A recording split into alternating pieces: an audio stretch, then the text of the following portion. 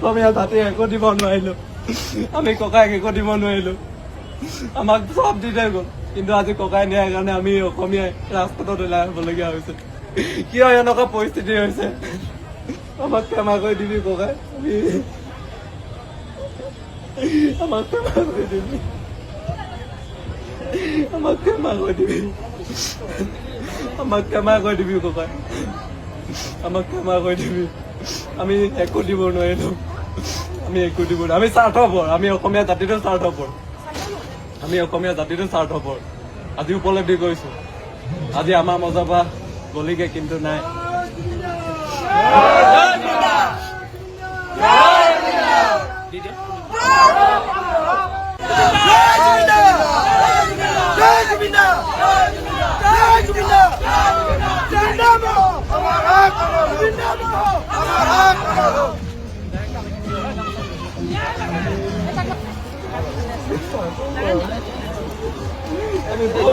আমি বহুত স্বাৰ্থপৰ অসমীয়া জাতিটো আমি বহুত স্বাৰ্থপৰ আমি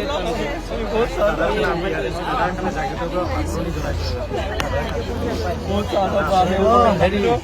বহুত স্বাৰ্থপৰ আমি লাজ লাগিছে আজি নিজক অসমীয়া বুলি ক'বলৈ আমাৰ তেজ বৰুৱা যিয়ে নিজৰ তেজেৰে ককাইটোক বনাই পিনে দিছে কি বুলি আছে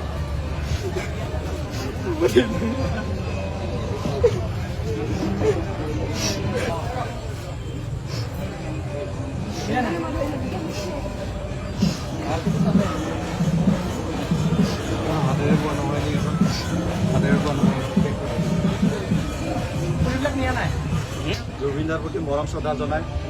তেজেৰে লিখি পেলাই আৰু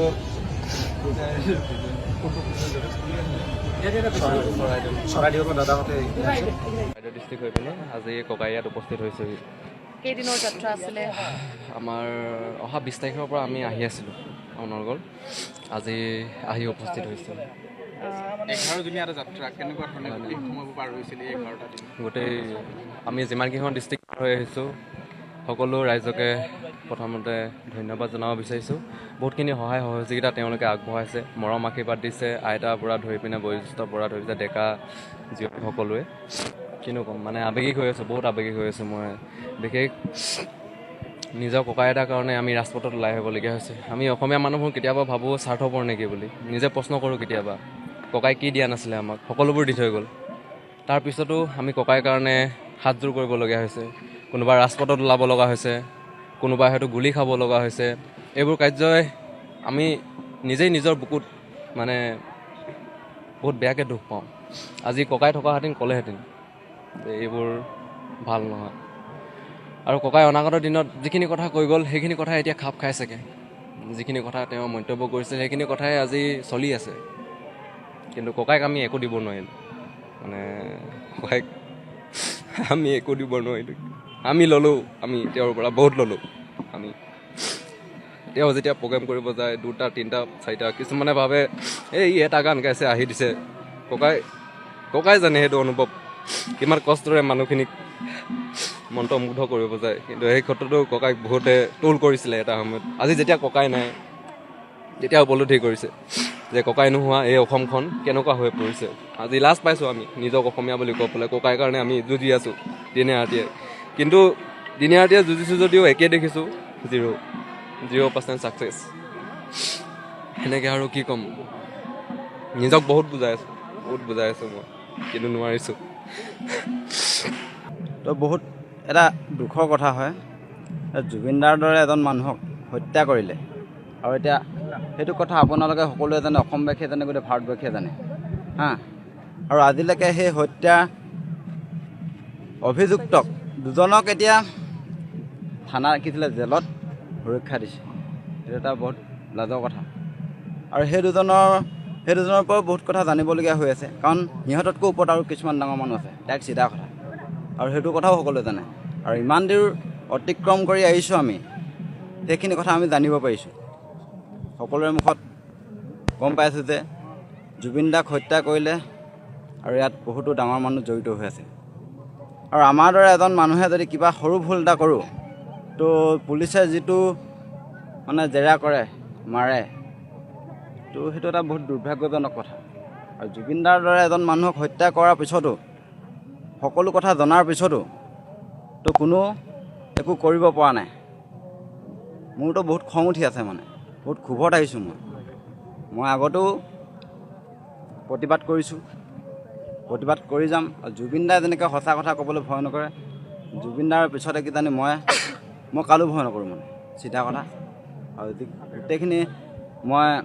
আপডেট দি আহিছোঁ, মই কাৰোলৈ ভয় নকৰোঁ বুলি, আৰু ভয় নকৰাকৈ এইখিনি জেগা পালোহি। আৰু যিখিনি কথা কৈছোঁ সম্পূৰ্ণ চিধা কথা কৈছোঁ। তো বহুতে কৈছে, এতিয়া আলফাই কৈছে যে জুবিনদাই ছুইচাইড কৰিলে, ডিপ্ৰেশ্যনত আছিলে বুলি কৈছে ন। তো তেওঁলোকে জুবিনদাৰ বিষয়ে আচলতে নাজানে, আৰু চাগে কিজানি সিহঁতক চৰকাৰেও কিবা এটা দিলে চাগে, সেইটো কাৰণে এনেকুৱা ধৰণৰ কথা মন্তব্য কৰিছে। তো সেইটো কথা মোৰ ভয় নালাগে, আলফালৈও ভয় নালাগে মোৰ, চিধা কথা। আৰু মই বহুত আৱেগিক হৈ আছোঁ, কান্দিব নাজানো, খংহে উঠোঁ। আৰু চিধা কথা কওঁ, মানে মই বুজি পালে। এই 11 দিন কেনেকৈ অতিবাহিত হ'ল? 11 দিন বহুত কষ্ট। মোৰ ভৰিটো এতিয়া মই খোজকাঢ়িব পৰা নাই, জোতাযোৰ ফুটি গ'ল, জোতাযোৰ ক'ৰবাত পেলাই দিলোঁ মই। আৰু চৰকাৰ এনেকুৱা চৰকাৰ, ইমান এজন ডাঙৰ মানুহ, ইমান এজন শিল্পী হয়, পৃথিৱী বিখ্যাত এজন ডাঙৰ শিল্পী, তেওঁৰ দৰে মানুহ এজনক হত্যা কৰিলে, আৰু